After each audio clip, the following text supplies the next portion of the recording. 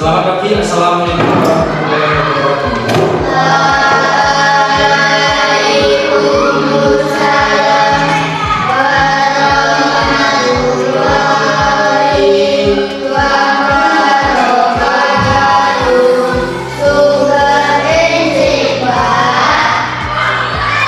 Ya, selamat pagi masing-masing. Gimana kabarnya hari ini?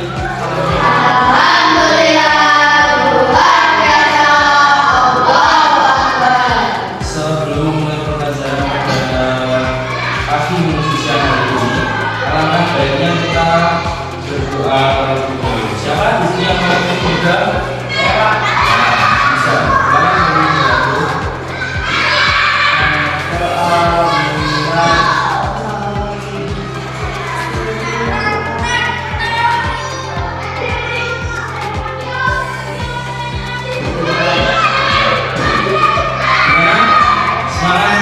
Di sosial hari ini masih semangat semuanya?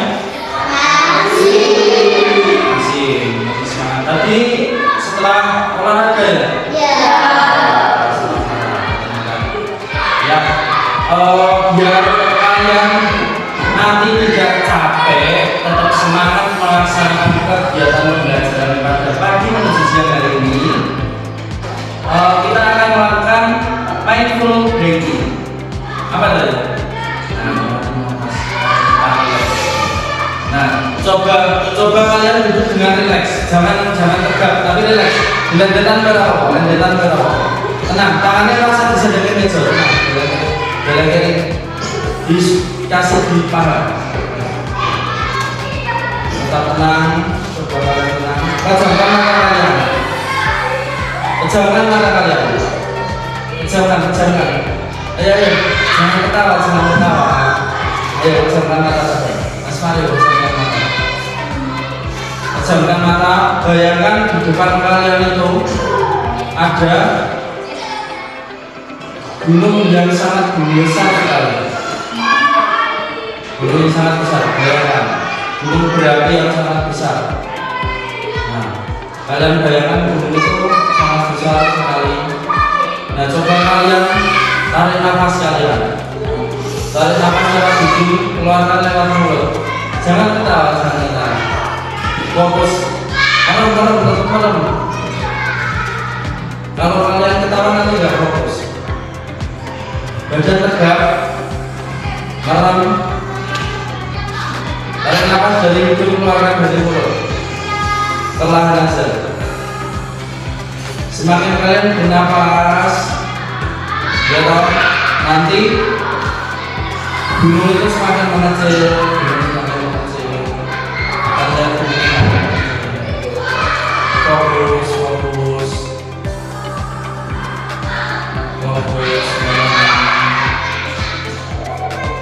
Tarik nafas dari hidung.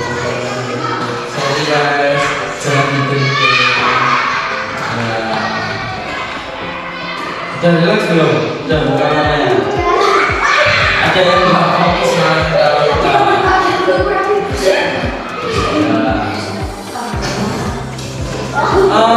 di sini materi kita, saya akan memberi materi tentang perubahan adat. Di sini ada yang tahu nggak perubahan adat itu apa sih?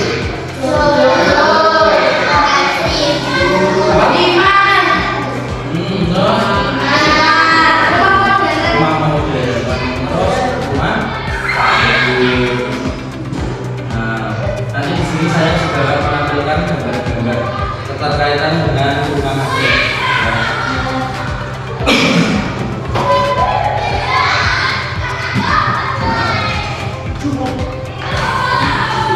Ini saya. Di sini ada rumah adat ya.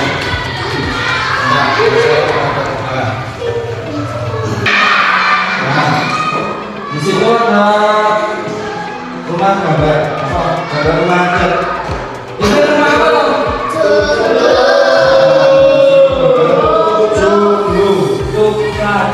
Joglo itu rumahnya di sana daerah mana? Jawa, termasuk di sekitar Yogyakarta. Nah, seperti inilah penampakannya rumah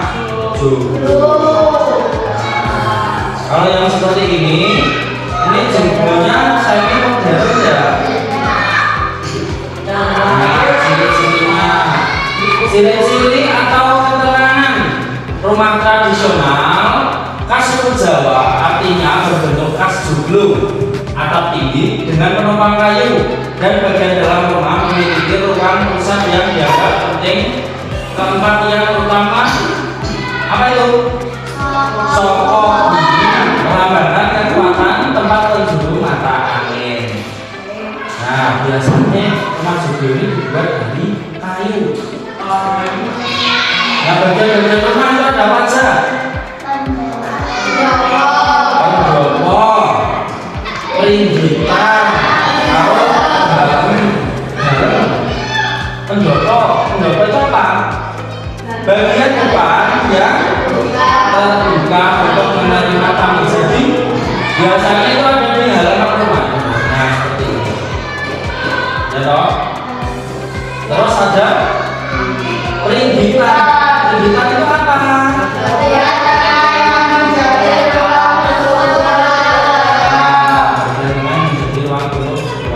Terus dalam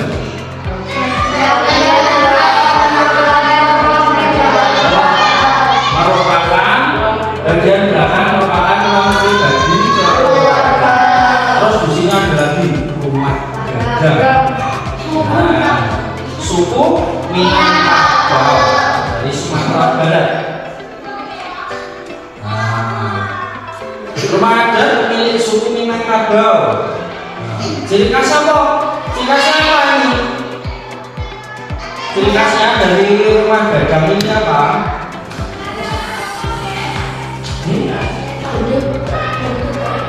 Atap khas dengan ujung yang melengkung ke atas, sangat berbeda dari rumah biasa. Ya, beda ya.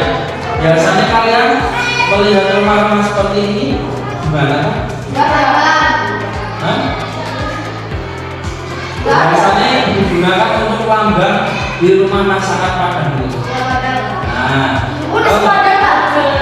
ya seperti itu.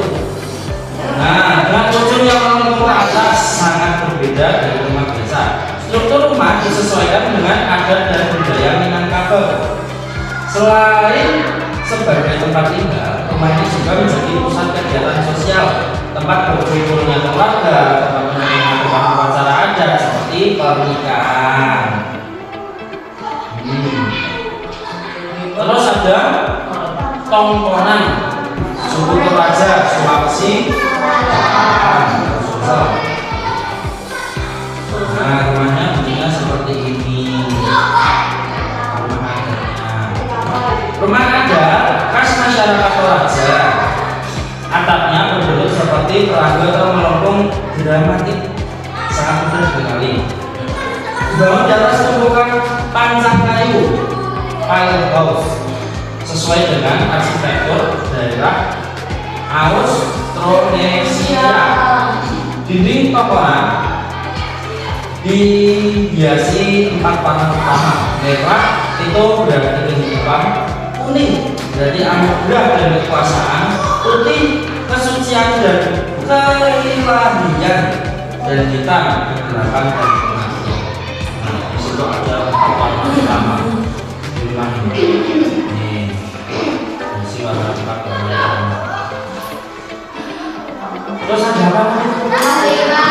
Rumah limas ada di Sumatera Selatan atau di Palembang. Nah, ini gambar rumah ini yang berada di mata uang 10.000. Nah, ini ada gambar rumah limas dari Sumatera Selatan. Ciri atau keterangan rumah tradisional dari Sumatera Selatan. Dibangun di atas panggung atau tiang. Struktur rumah panggung memiliki beberapa tingkatan lantai, tingkat ruangan serta ruangan depan, teras yang luas. Atap limas melambangkan manusia sebagai ciptaan Tuhan, serta 5 tujuan ideal kehidupan seperti keagungan, kerukunan, sopan santun, keamanan, dan kemakmuran. Nah, itu ciri-cirinya atau keterangan tentang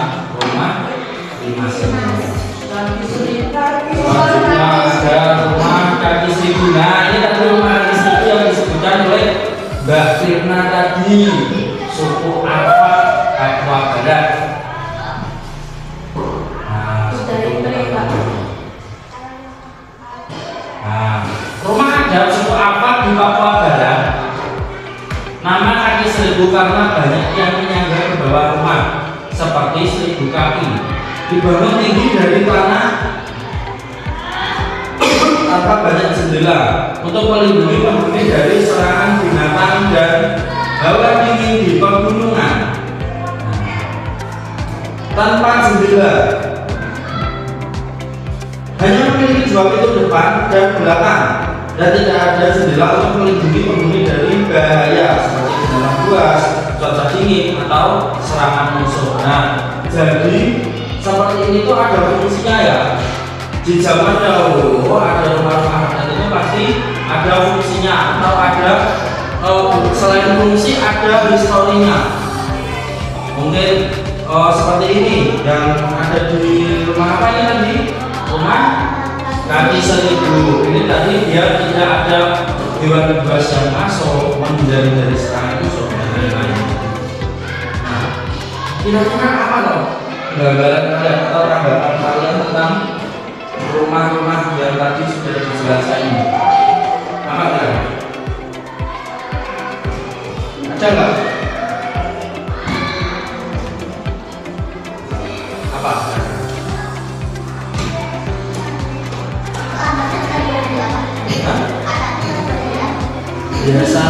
Biasanya itu di atap itu memakai seperti jerami di atapnya, atau dari misal di rumah-rumah ada tiang lain ada yang menggunakan daun nipah. Daun nipah itu bentuknya seperti daun kelapa itu.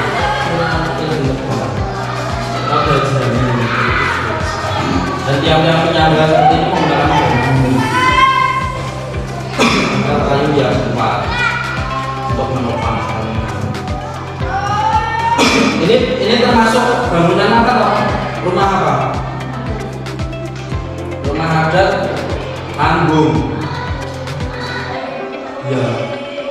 Jadi rumah panggung, tahu nggak rumah panggung itu yang seperti itu? Jadi rumah di atas, bawahnya ada tiang. Seperti rumah-rumah adat yang lain tadi kan sebagian ada yang di panggung juga. Ini adalah yang menanyakan orang adat atau yang belum paham, atau mungkin ada yang mau menambah apa yang dari yang kalian ketahui tentang rumah adat yang lain. Misal kayak joglo itu pembangunannya kebanyakan dari apa? Kayu. Dan sering digunakan kayu apa? Kayu jati. Kalau masyarakat Jawa itu jati maunya kasih tapi jati itu kan apalagi jati. Nah, untuk kegiatan yang selanjutnya di sini akan saya bacakan sebuah teks yang berjudul Di Bawah Atap.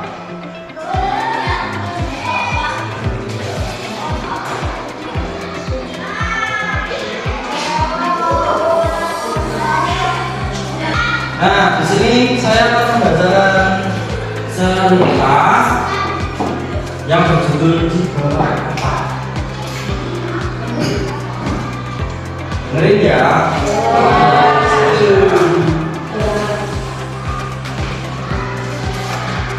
Di sebuah rumah sederhana hiduplah 2 saudara, Praha dan Mira. Mereka sering bermain di loteng rumah, tempat yang penuh kardus tua, buku-buku lama, dan barang-barang yang tidak terpakai. Meski tampak berantakan, loteng itu selalu membuat mereka merasa nyaman, seakan menjadi dunia kecil mereka sendiri. Pada suatu sore, hujan turun sangat deras. Angin kencang membuat atap rumah berbunyi. Mira mulai gelisah dan takut. Namun, Raka berusaha menenangkan adiknya. Ia berkata bahwa selama mereka merawat rumah juga akan menjaga mereka. Tetesan air kemudian muncul di sudut loteng. Mereka segera bekerja sama menaruh ember agar lantai tidak basah. Sambil menunggu hujan reda, mereka duduk berdekatan dengan mendengarkan suara hujan. Raka menjelaskan bahwa rumah adalah tempat berlindung yang menjaga, dan Mira menyadari bahwa seperti rumah, mereka juga harus saling menjaga satu sama lain. Hujan pun perlahan berhenti, meninggalkan kehangatan kebersamaan di bawah atap rumah yang sederhana. Nah, di situ sudah terdapat pesan moral. Rumah perlu dirawat karena bisa melindungi kita.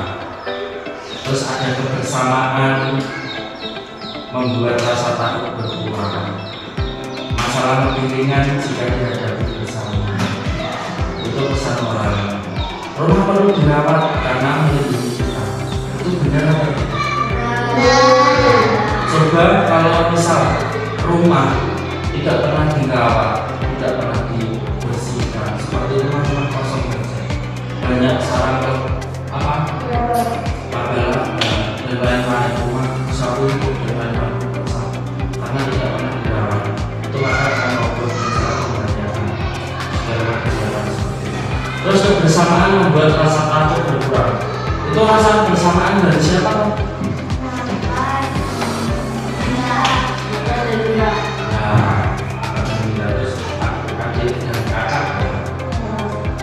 Terus masalah hubungan jika dihadapi bersama.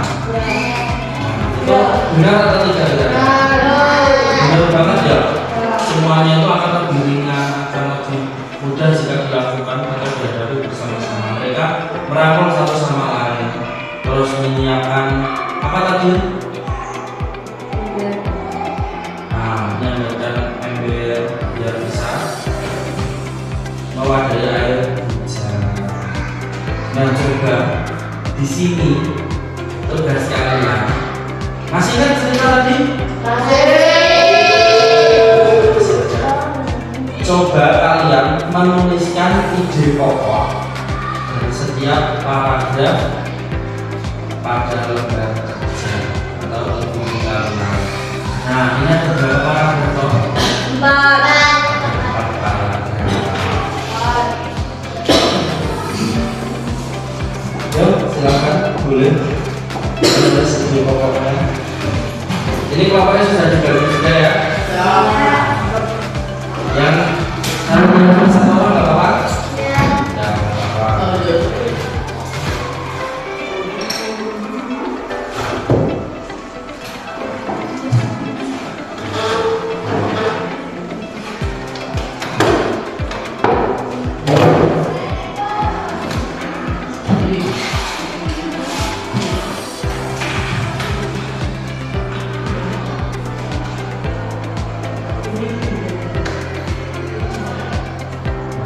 Kalian tulis sendiri-sendiri atau membuat sendiri-sendiri, terus nanti kalian bersama kelompok kalian mendiskusikan atau membandingkan ide pokok yang telah ditulis seperti itu. Terus merumuskan kesimpulan bersama itu hasilnya seperti apa. Nanti selanjutnya kalau sudah jadi perwakilan kelompok menyampaikan tentang seperti itu.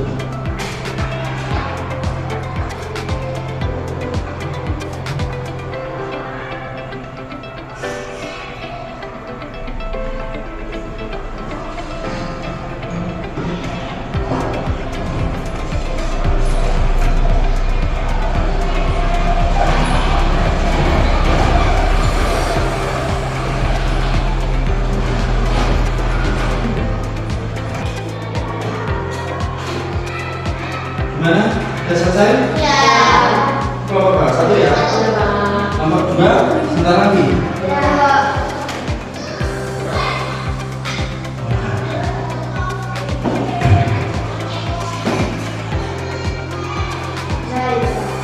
Sudah selesai? Sudah selesai semua berarti jika sudah, silakan satu kelompok dulu maju ke depan untuk menjelaskan atau menyampaikan hasil dari pembuatan ide pokok tadi. Apa? Ya, satu dulu.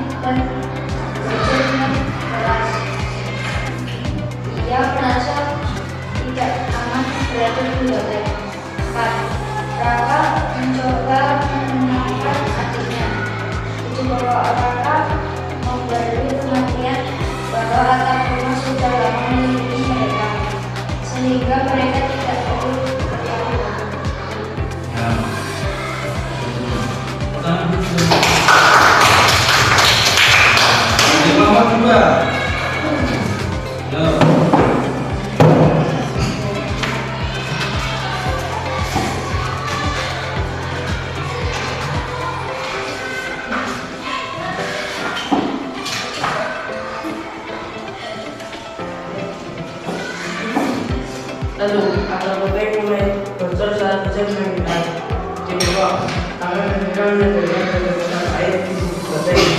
Ini menjadi masalah baru yang harus segera melihat lagi bahwa mereka bekerja sama menaruh ember untuk menampung air hujan di Jawa. Rata memegang senter, sementara kita mengambil ember.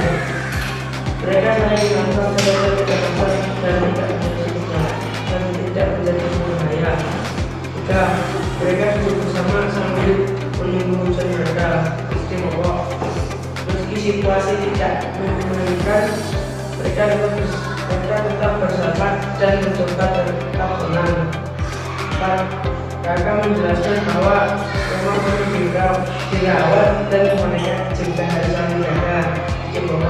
Kakak memberikan pemahaman bahwa memang melindungi mereka dan mereka juga harus menghargai dan menjaganya. Bagus.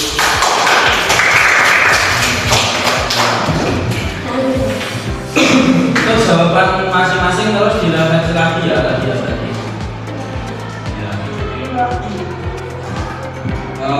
Mungkin dari penyampaian tadi ada hal-hal baru yang sebelumnya belum kalian ketahui dan sekarang sudah kalian ketahui. Kira-kira tentang rumah aja. Mungkin memang sudah tahu atau baru tahu kali ini. Mungkin bentuknya sudah tahu ya. Ya, tapi kayak daerah asal seperti itu belum tahu. Tapi tadi sudah disebutkan, nanti sudah paham sekarang? Ya. Yakin ya?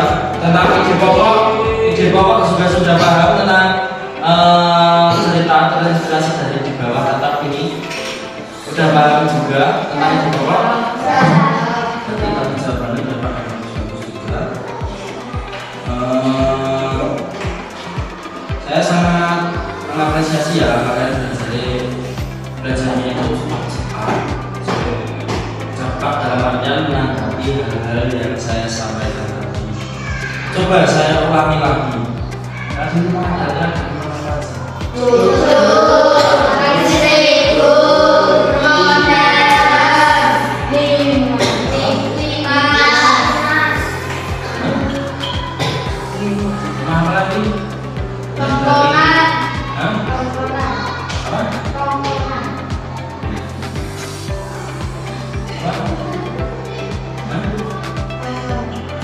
terus apa lagi? Rumah dan lain-lain. Mungkin seperti itu. Nanti saya kasih tugas juga buat bapak yang sudah mengetahui. Saya kasih tugas juga.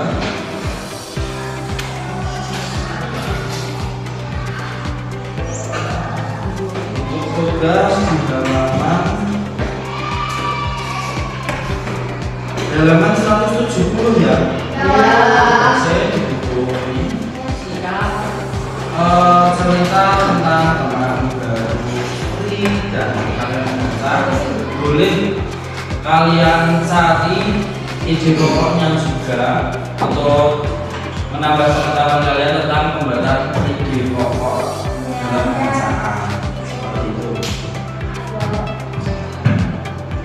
Mungkin pembelajaran pada siang hari ini cukup.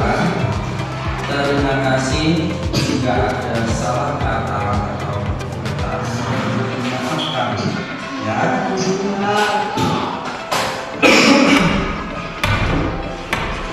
Sebelum kita tutup kegiatan pada siang hari ini, maka baiknya kita berdoa terlebih dahulu. Berdoa mulai.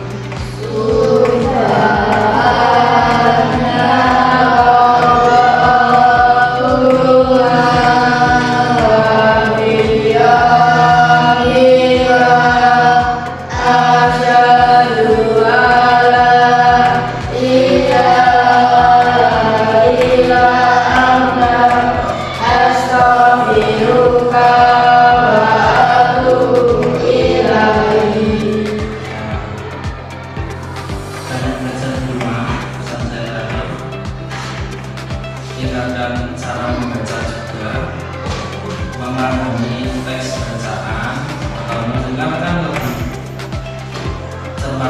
ini